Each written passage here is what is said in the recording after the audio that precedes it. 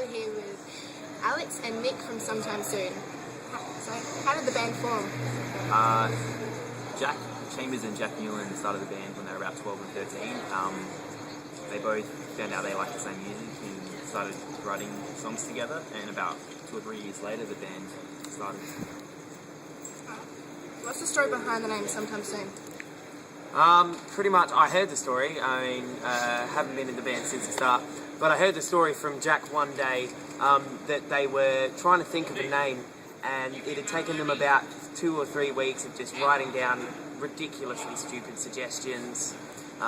One was to do with babies and stuff like that, and then apparently one day Jack Newland's gone, oh, we'll think of one sometime soon, and Jack Chambers has gone, well, why don't we just roll with that, and that was it. Cool. Talk about the songwriting and recording process. Songwriting. Usually one of us, between me and one of the Jacks, will come up with a guitar riff or some sort of element of a song, and then we usually just jam it out. And lyrics are normally written as a band. We kind of, apart from this guy, we kind of sit around in a group and write them. He normally sleeps in that time. And recording, we record our own songs because Jack Newland has a studio, and other songs we've got recorded in other places. If Hollywood made a movie about your life, who would you like to see play the lead role as you? Brad from Heroes for Hire, because I reckon that's where I'm going to end up. Some sort of bigger sort of mass around here, wispy voice and ugly hair. I'd say it's a toss-up. It's between Zac Efron and Brad Pitt. Abs of Brad Pitt. What would I find in your fridge right now? Oh, what is in my fridge? I actually have leftover barbecue food. I barbecued yesterday. So. I just have a lot of energy drink, just green monsters facing, I'm very sort of OCD about it. They all face the same way. It's like when you walk into a survey, you see the fridges, and it's just there. Yeah, just the green M's are facing me every morning. It's wicked. Tell me something about yourselves that fans wouldn't normally know. Well, I just got followed by someone on Twitter. I'm not going to say the name.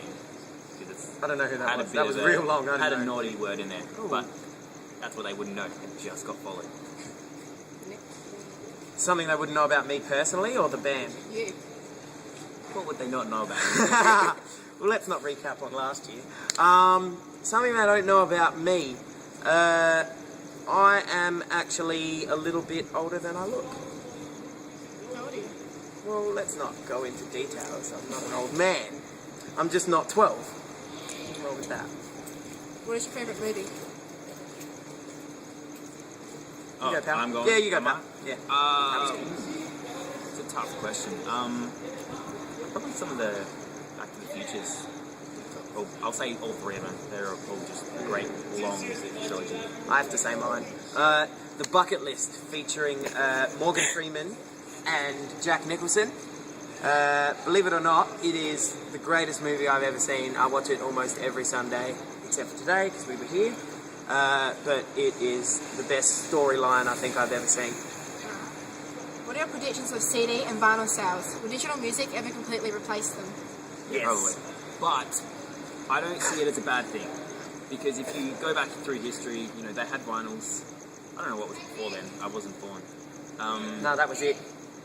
Okay, vinyls, cassettes, CDs, MP3s. It goes in a cycle.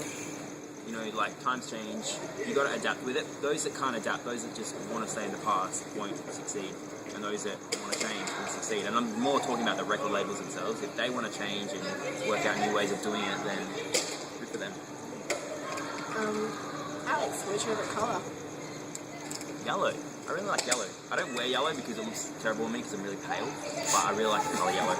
You are a pasty little boy, aren't you? I am. Quite white. Matching hair. Oh, wow. Wow. Next question.